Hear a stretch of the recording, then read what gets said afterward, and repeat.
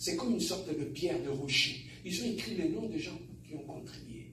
Et la première promotion qui avait construit cette église, la plupart étaient de vieux, ils étaient tous morts. Mais maintenant, ceux qui continuaient à œuvrer dans l'église, c'était leurs petits-fils. Mais maintenant, qu'est-ce qui est arrivé? À chaque fois qu'ils avaient un problème, ou ils n'ont pas du travail, ou ils n'ont pas quelque chose, ils allaient derrière l'église. Ils se mettaient à genoux, ils mettaient leurs mains sur les stèles, sous le nom. Ils voyaient le nom de son grand-père ou de sa grand-mère. Il mettait sa main là. Il dit, Seigneur, souviens-toi de ce que ma grand-mère avait fait dans cette église. Et Dieu étant un Dieu qui se rappelle de tout le bienfait qu'on fait pour lui. Et Dieu bénissait ces gens-là. Pourquoi? Parce qu'on a un point de contact. Papa, même qu'au Sambela, quand nous prions, lorsque nous prions, bien-aimés, ta prière s'appuie sur quoi? Vous savez, il y a une femme dans la Bible du nom de Dorcas.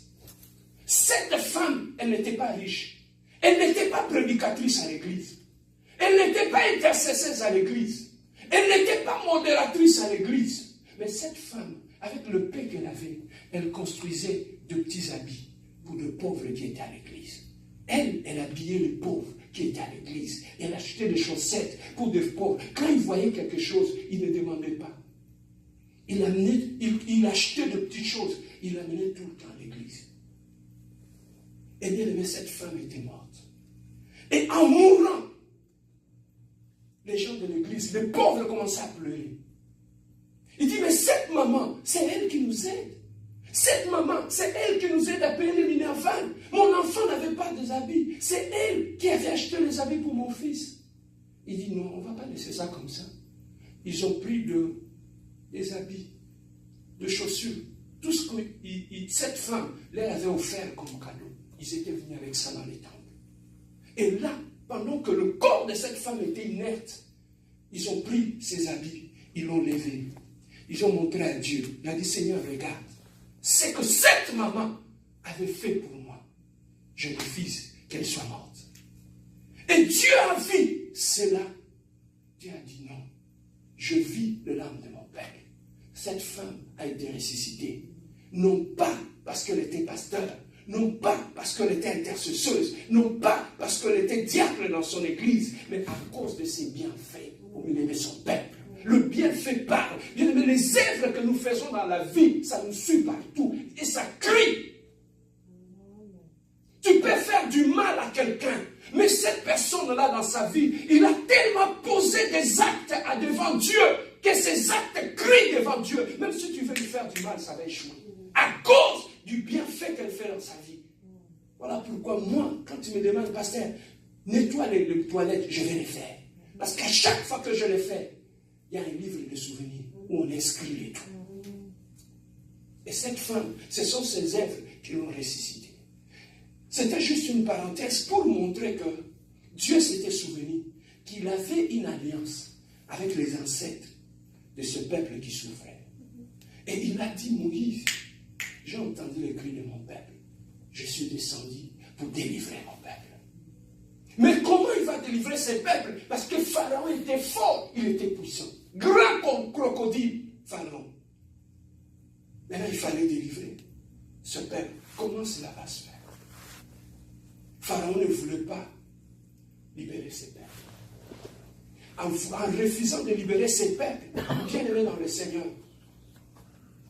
Dieu devait chercher des stratégies pour libérer son peuple. Il a envoyé Pharaon. Moïse va dire à Pharaon de libérer mon peuple. Pharaon dit non, je ne vais pas libérer ces peuples. Dieu dit, hein? Ces peuples est mon peuple. Toi, tu ne veux pas libérer ces peuples. Tu vas voir. Dieu commençait à frapper les peuples d'Israël. Il y avait les 9 plaies. Il a commencé à frapper. D'abord, il y avait des sauterelles partout dans la ville. Pharaon s'activait toujours. Il a commencé à frapper. Il y avait de plaies. Tout le monde avait de plaies sur le corps. Tout le pays était malade. Pharaon s'activait. Jusqu'à ce que Dieu a dit non, non. Je vais commencer à tuer maintenant le premier fils de toutes les familles de l'Égypte. Et ça, c'était le 9e coup que Dieu donnait. Mais pendant qu'il donnait ces coups-là, Dieu préparait déjà la sortie du peuple d'Israël. Il a dit, pour préparer la sortie, moi je vais frapper encore. Mais je perds que ce peuple, comme il est au milieu, le peuple juif, comme ils sont au milieu de ce peuple égyptien, je perds que quand je vais frapper ce peuple, que mon peuple aussi soit frappé. Mais maintenant, pour épargner mon peuple, je dois faire quelque chose. Il a demandé au peuple d'Israël, vous allez prendre l'agneau, chaque famille, vous allez tuer l'agneau. L'agneau que vous allez tuer, vous allez prendre son sang, vous allez mettre sur les lintons de vos portes, comme en haut de la porte là. Sur chaque porte d'entrée, vous allez mettre du sang. Lorsque l'ange viendra pour frapper ces peuples, là où il trouvera du sang, il n'entrera pas. Pour tuer les premiers fils dans chaque famille, il y avait du sang sur les lintons. Mais vous prenez le sang, vous mettez sur les lintons. Mais l'agneau que vous allez égorger, avec lequel vous allez utiliser le sang pour mettre sur les lintons, cet agneau-là, vous allez le couper en morceaux. Vous allez le manger. Vous allez manger cela dans son entièreté. Et en mangeant l'agneau dans son entièreté, vous allez le manger aussi avec des herbes amères. Pendant que vous serez en train de manger. Vous allez le manger avec des herbes amères.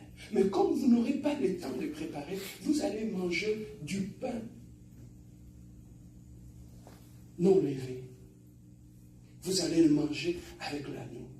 Pendant que vous serez en train de manger, vous allez vous habiller pour être prêt à partir. Parce que quand je vais frapper, vous allez partir. Mais vous devez manger. Et pendant qu'Israël était en train de manger, ils ont mis du sang sur les lintons. Quand ils ont fini de manger, l'ange de la mort est venu. Il a commencé à frapper. Pendant qu'il était en train de frapper le peuple égyptien, à ce moment-là, Israël s'est levé. Ils ont commencé à partir. Pendant qu'ils partaient, ils ont pris le chemin vers la mer Rouge pour partir. Et Pharaon, on lui est venu lui dire, ce peuple commençait déjà à partir. Pharaon a pris son armée, ils ont commencé à suivre le peuple d'Israël jusque devant la mer Rouge. Et devant la mer Rouge s'était ouverte, le peuple d'Israël est passé. Et Pharaon et son armée, ils sont restés coincés dans les eaux et ils sont morts. Mais pourquoi tout cela, c'était significatif? Tout cela, c'était l'ombre des choses à venir que Dieu voulait faire dans le Nouveau Testament. Donc, Dieu, dans l'Ancien Testament, il était comme un pédagogue. Tout ce qu'il préparait, tout ce qu'il planifiait à accomplir dans le Nouveau Testament, il était en train de le manifester d'une façon un peu imagée, pour faire comprendre au peuple d'Israël que l'agneau que vous êtes en train de manger aujourd'hui, cet agneau-là, c'est Jésus-Christ. Amen. L'agneau, vous avez pris son sang. Ce pays était sous la condamnation de la mort. Mais à cause de toutes les maisons où ils avaient mis du sang de l'agneau sur les laitons, ces maisons-là étaient épargnées. À cause, nous étions morts dans le péché. La Bible dit, le salaire du péché, c'est on ne connaissait pas Dieu. Nous tous, nous étions condamnés par les péchés. Mais pour que nous soyons sauvés, comme Israël, avant qu'il soit protégé, l'agneau doit mourir pour qu'on puisse utiliser son sang et protéger le peuple d'Israël. Mais nous étions morts dans le péché. L'homme était perdu. Le premier Adam avait échoué. L'homme était perdu. Mais Dieu était en train de chercher comment je vais sauver l'homme. Mais comme Israël, il devait tuer l'agneau, utiliser son